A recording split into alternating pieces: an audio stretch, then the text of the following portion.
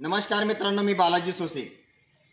मी या ठिकाणी सर्व शेतकऱ्यांना आवाहन करतो, सिंदखेड राजा, देऊळगाव आणि लोणार तालुक्यातील सर्व शेतकऱ्यांना या येणाऱ्या 15 जून रोजी सिंदखेड राजा या ठिकाणी पीक विमा संदर्भात आपण भव्य मोर्चाचे आयोजन केले आहे।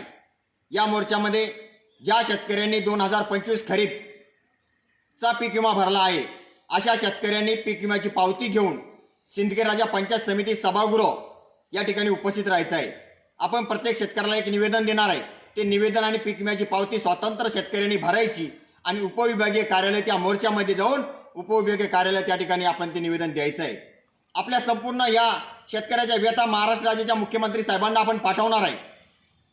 आपल्या व्यथा त्या निवेदनामध्ये असणारे आपण भरलेला पीक विम्याचे पैसे, आपण भरलेला पीक विमा आणि आपल्या सिंदखेड राजा, देऊळगाव, लोणार तालुक्यामध्ये झालेली अतिवृष्टीची नुकसान भरपाई राज्य सरकारने आपल्याला दिली आणि पीक विमा कंपनी आपल्याला ते नुकसान भरपाईचा पीक विमा देत नाही, याच्या व्यथा आपण त्या निवेदनामध्ये समाविष्ट करून त्या ठिकाणी निवेदन आपण देणार आहे।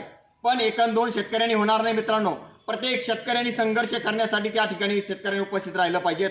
म्हणून येणाऱ्या 15 जून रोजी सिंदखेड राजा हे महत्त्वाचं ठिकाण आहे। राष्ट्रमाता जिजाऊ माँसाहेबांचा आशीर्वाद घेऊन आपण पीक विम्याच्या संघर्षाला त्या ठिकाणी सुरुवात करणार आहे। वेळ प्रसंगी निवेदन देऊन जर सरकार ऐकलं नाही तर आपण मंत्रालय गाठणार आहे, हे जवळपास आता निश्चित झालेलं आहे।